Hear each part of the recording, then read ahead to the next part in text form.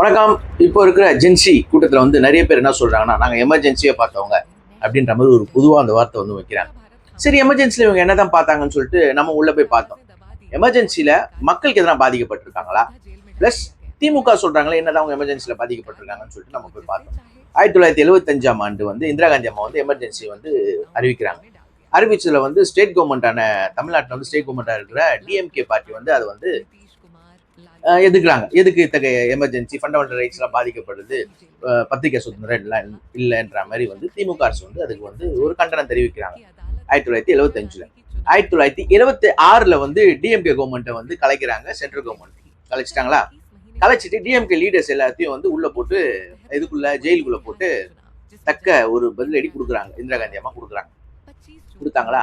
கொடுத்ததுக்கு அப்புறம் சரி, ஓகே, இதனால பப்ளிக் எதனா பாதிப்பு வருதா? இப்போ நம்ம பார்க்க போனோம்னா எமர்ஜென்சிலேயே நாங்க வந்து அப்படி பண்ணோம் இப்படி பண்ணோம்னு சொல்லிட்டு தான் இவங்களோட பேச்சு, ஓகேங்களா? சரி, இதனால பப்ளிக்கு பிளஸ் நம்ம பார்க்கணும்ல, பப்ளிக்கு என்ன பாதிப்பு, இண்டிவிஜுவலா இந்த பார்ட்டிக்கு என்ன பாதிப்புன்னு சொல்லிட்டு நம்ம பார்ப்போம். சரிங்களா? அப்படி பார்க்கும் போது என்ன தெரியுதுன்னா, 1975 வந்து ஒரு எலெக்ஷன் நடக்குது.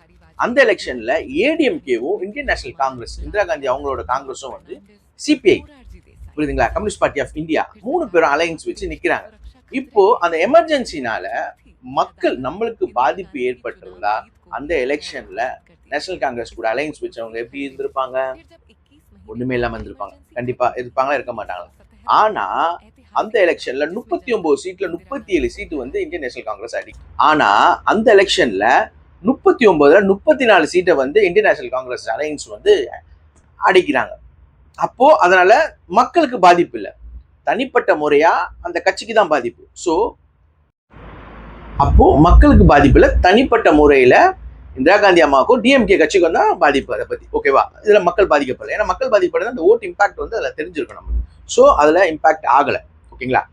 செகண்ட், ஆனா இத்தகைய முடிவு வந்து நார்த் சைட்ல இல்லை. நார்த்ல வந்து total wash out. Bihar, Uttar Pradesh இந்த மாதிரியான மாநிலத்துல இன்க்ளூடிங் இந்திரா காந்தி, சஞ்சய் காந்தி நின்ற எலெக்ஷன்ல பார்ட்டி இடத்துல கூட அவங்க தோத்துருக்காங்க நார்த்ல. ஆனா சவுத்ல அது நடந்துச்சுன்னு கேட்டா சவுத்ல அப்படி ஆப்போசிட்டா நடந்திருக்கு. சவுத்ல வந்து காங்கிரஸ் வந்து 132 சீட்டுக்கு வந்து 97 சீட் வச்சிருக்காங்க. புரியுதுங்களா? நார்த்துக்கு பாதிப்பு ஏற்பட்ட இந்த எமர்ஜென்சி சவுத்துக்கு பாதிப்பை ஏற்படுத்தல. அப்படி பாதிப்பை ஏற்படுத்தாத ஒரு இதுக்கு நம்ம டிஎம்கே கவர்மெண்ட் என்ன பண்ணிருக்காங்க, எமர்ஜென்சிக்கு இது பண்ணி, அதாவது எமர்ஜென்சியை நாங்க எதிர்த்தோம், எமர்ஜென்சி எது பண்ணோன்றது வந்து 5 வருஷத்துக்குள்ள நீங்களே மறந்துட்டீங்க. 5 வருஷத்துக்குள்ள மறந்த விஷயத்த நாங்க எப்படி அதை ஞாபகம் வச்சிருப்போம்? அதாவது மக்கள் எப்படி ஞாபகம் வச்சிருப்பாங்க?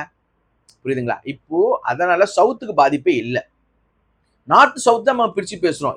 அந்த எமர்ஜென்சி பீரியட்ல உள்ள இருந்தவங்களாம் இன்னைக்கு மல்டி மில்லியனர்ஸ்.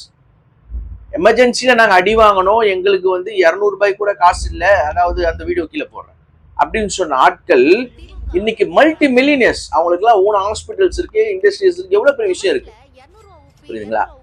சோ நீங்க பாதிக்கப்பட்டதுனால நீங்க அனுபவிச்ச சொத்துக்கு எப்படி அதை வந்து நாங்க வந்து மக்களுக்காக போராடணும்னு சொல்றது வந்து ரொம்ப பெரிய தப்பான வார்த்தைன்றதுனால தான் நம்ம இதை பார்த்துட்டு இருக்கோம். சரி, அதுக்கப்புறம் என்ன நடக்குது?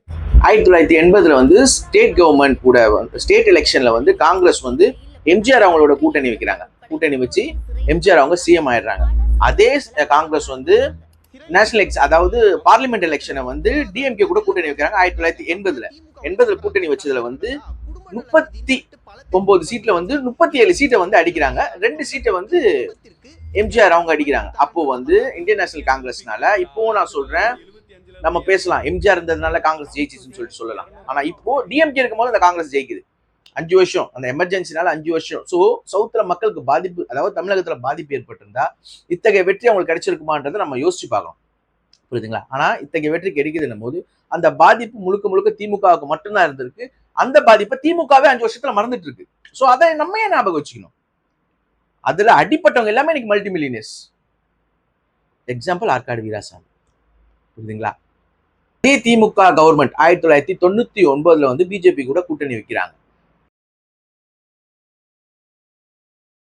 2023 வந்து என்டிஏ கூட்டணில இருந்து வெளியே வராங்க. 2024 எலெக்ஷன் வந்து சோனியா காந்தி அவங்க வந்து பார்ட்டி ஹெட்டா இருக்காங்க. அதுக்கு கீழே கண்டெஸ்ட் பண்ணி இவங்க வந்து 3 மினிஸ்ட்ரி எடுக்கிறாங்க. அதாவது அதுல பாதிக்கப்பட்டவங்க எல்லாமே இன்னைக்கு வந்து ஒரு மல்டி மில்லியனர் சொல்லலாம். சரிங்களா? ஸோ நாங்கள் அடி வாங்கணும், நாங்கள் அதுலேயும் உழுவாத கட்சி. நீங்கள் பெருமை பேசிக்கலாம், ஆனால் வந்து 5 வருஷத்தில் அதே நீங்கள் மறந்துட்டீங்க. புரியுதுங்களா? மறந்துட்டு அவங்களோட கூட்டணி வச்சு இத்தகைய வெற்றியோ தோல்வியோ எல்லாத்தையும் சந்திச்சிங்க. இவ்வளோ கேவலமான ஒரு ஹிஸ்ட்ரியை வந்து நீங்கள் எதுக்கு தேவையில்லாமல் பேசினே இருக்கீங்கன்றதான் நம்மளோட கருத்து. இதுக்கப்புறம் இவங்க எதுக்கிட்ட அடி வாங்கினாங்க, அதை எப்படி வரலாறாக பேசுவாங்கன்றதை நம்ம பார்ப்போம்.